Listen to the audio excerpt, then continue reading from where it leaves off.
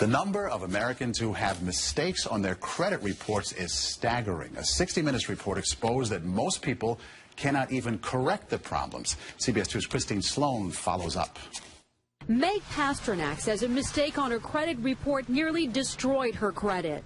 We had to present so much documentation to say this wasn't ours, and then we still had to pay something to get rid of it. Pasternak says it took months to resolve the problem. You feel kind of helpless because they got you under the gun if you need to get a new car or a house or for anything. Pasternak is not alone in her frustration. A new government study finds up to 40 million Americans have mistakes on their credit reports. But an investigation by Steve Croft on 60 Minutes finds most people get nowhere trying to correct an error. Ohio's Attorney General tells Croft that is a clear violation of a federal law. The federal law says that if you believe that there is a mistake, you can go to them and they have an obligation to do a reasonable investigation.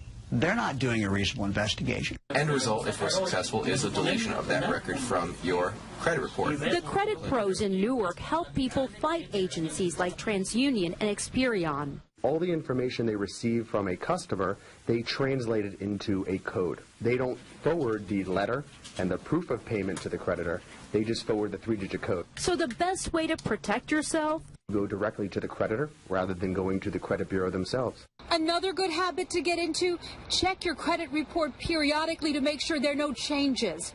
In Clark, New Jersey, Christine Sloan, CBS 2 News. And like 60 Minutes, we were unable to get an actual person at the 3 credit reporting agencies.